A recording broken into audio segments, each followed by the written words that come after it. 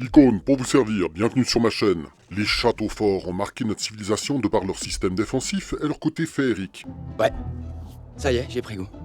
Les gars, j'ai un château. Mais ils servaient aussi à démontrer la puissance et la richesse d'un seigneur. Ce sont avant tout des bâtisses d'ordre militaire, donc très pragmatiques, sans apparat et généralement en pierre brute. Et donc, quels sont leurs systèmes de défense? Peuvent-ils encore être efficaces de nos jours?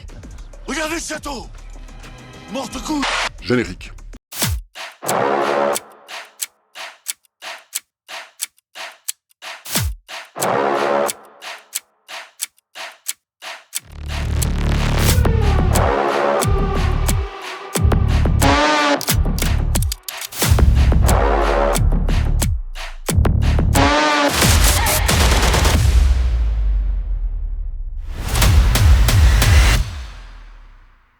Mais ils servaient aussi à... Icône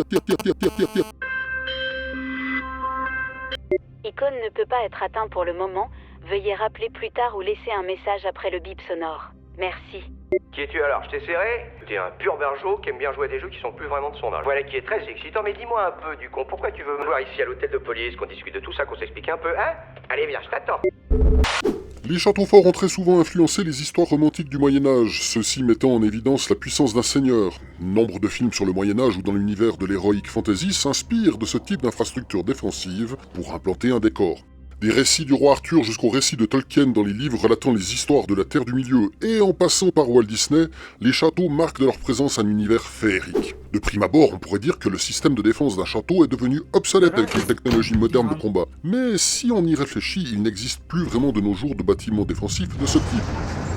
Notre défense physique actuelle étant ciblée sur les combats territoriaux, ou même un pays complet. Les infrastructures de combat actuelles se basant plutôt sur le camouflage comme protection, alors qu'au Moyen-Âge, les guerres se faisaient surtout entre de petites régions sur leur propre terre. Les combats étaient donc généralement beaucoup plus localisés.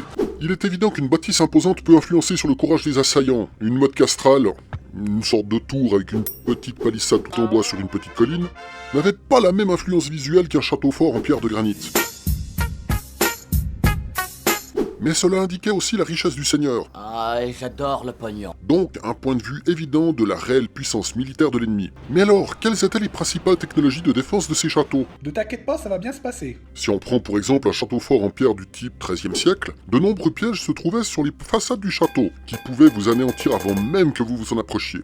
Quelques exemples. Les meurtrières, des sortes de fentes murales permettant aux archers et aux arbalétriers, voire même de la petite artillerie, de tirer sur l'ennemi en restant fortement protégés. Un système de défense aussi simple que redoutable. Néanmoins, il s'agissait aussi de faiblesses murales d'une forteresse, les murs étant bien moins solides à l'emplacement de ces meurtrières. Les machicoulis, des sortes de trous de passage sur les créneaux des murailles, permettaient de faire tomber des boulets, de la roche ou des matériaux en feu. Par contre, on pense encore souvent qu'on y faisait couler de l'huile bouillante ou du plomb fondu. Et c'est faux. L'huile était rare et chère. Le plomb, lui, demandait beaucoup trop d'énergie pour être fondu. Par contre, de l'eau bouillante, du soufre, Le soufre. ou de la poix, une sorte de colle à base de résine ou de goudron de bois, oui, ça se faisait. L'eau bouillante rentrait dans les armures et retissait le chevalier en bas du mur. Pour parer à ça, il suffisait de bien se protéger pour attaquer. Prenons l'exemple en image. Voici notre chevalier Godefroy de la Patarière, fier chevalier de Sainte-Basse-Cour.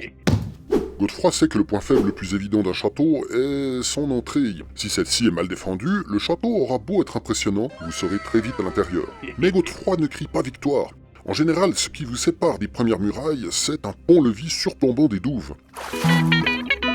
Il s'agit d'un pont escamotable, passant par-dessus un fossé rempli d'eau faisant le tour des défenses. Fossé qui n'a jamais eu de crocodile dedans, comme certaines idées populaires voudraient le faire croire. Godefroy doit donc s'approcher en prenant garde aux machicoulis, aux créneaux et aux meurtrières. Heureusement, il n'est pas le dernier des débiles et décide d'utiliser des échelles. Les échelles permettent aux assaillants de grimper jusqu'au créneau, mais on va pas se leurrer, il faut être équipé au minimum d'un bouclier pour grimper. Sinon, il faut que les archers de Godefroy tirent sans cesse sur les soldats des remparts pour éviter qu'ils fassent du tir au pigeon sur les troupes. et aussi pour empêcher que les échelles soient repoussées. Mais heureusement, Godefroy n'est pas venu les mains vides pour attaquer. Il passe à la vitesse supérieure et décide d'utiliser une tour de siège. La tour de siège est une tour mobile composée de plusieurs étages avec des ponts-levis à chaque niveau. Celle-ci protège les assaillants des flèches et des petits projectiles, mais elle n'est pas invincible. Cela dépend de vos finances militaires, mais imaginons que vous ayez mis le paquet dans le projet. La tour sa mère, tu vas pleurer.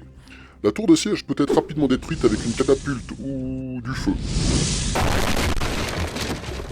Quand je baisse le bras... Bon, ça c'est fait. Elle est à l'envers, tu sais. Oui, je sais ce que je fais. Alors, soit tu nous aides, soit tu vas dormir. Mais Godefroy ne se décourage pas et décide de poser une passerelle mobile à l'entrée et tente de détruire le pont-levis. Si malgré tout Godefroy arrive à passer cet obstacle, il peut se retrouver devant une lourde porte de bois se trouvant dans la barbacane, qui n'est rien de moins qu'une sorte de sas d'entrée se trouvant généralement dans la limite extérieure du château. Cette porte peut être suivie d'une herse, et là, si le chevalier n'est pas équipé correctement, il va prendre gros.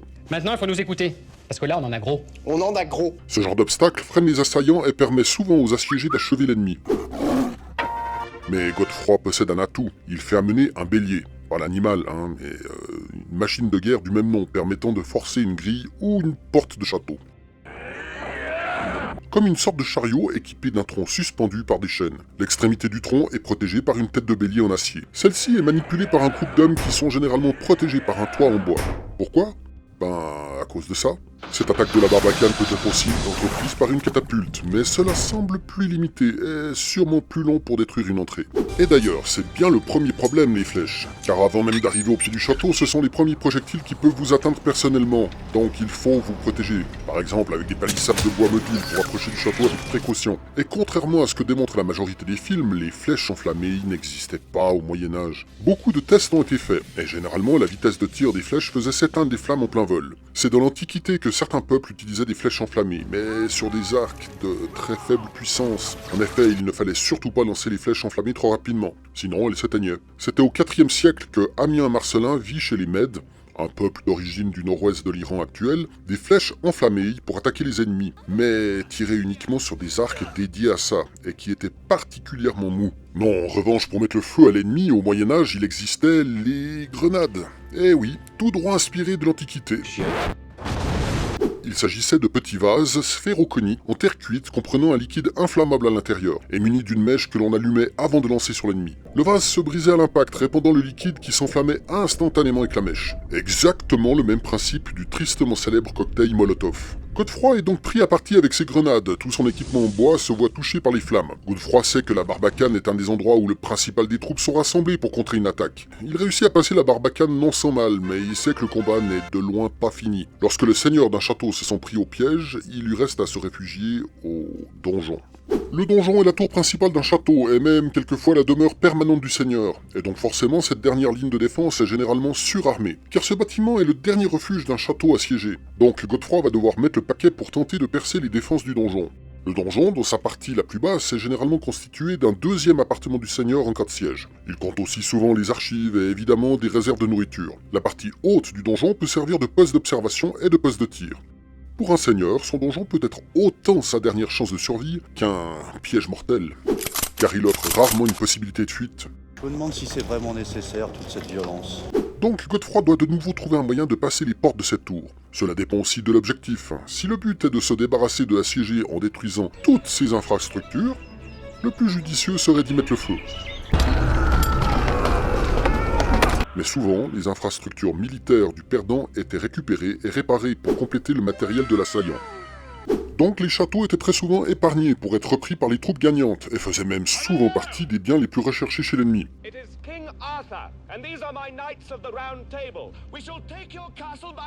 En effet, il fallait compter entre 20 et 30 ans et une fortune colossale pour construire son château à partir de rien.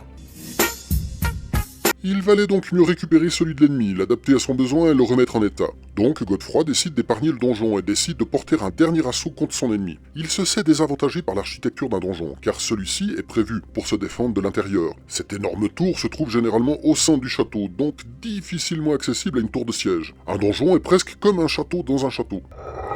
Châteauception.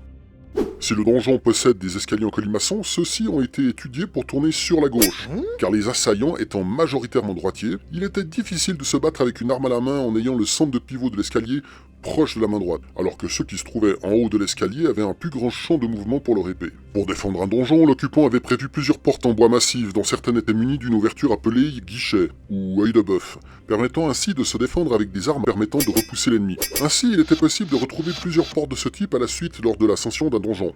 L'histoire ne nous dit pas quel est exactement le taux de réussite lors d'attaques de châteaux, mais il semblerait que peu de châteaux ont cédé. Dans le plus grand nombre de cas, il s'agissait surtout de sièges de longue durée qui donnèrent raison aux assaillants, forçant le seigneur du château à rendre des armes, soit par manque de nourriture, soit à cause de maladies, etc. etc. Bref, Godefroy peut être vaincu ou vainqueur. Il semblerait qu'un château pouvait très facilement ruiner une armée, tant l'assaillant que l'assiégé. Le vainqueur était souvent aussi très affaibli. Il fallait donc agir avec doigté et intelligence, et surtout reconnaître ses faiblesses et accepter de subir des conséquences réciproques. Oh! Wow! Wow! Oh, que soyons joyeux et heureux que tu soyons de retour, par Dayek. Germain, donne force avoine et moult paille à mon fier destrier, car il n'a point démérité. Bien. Il y en a tout.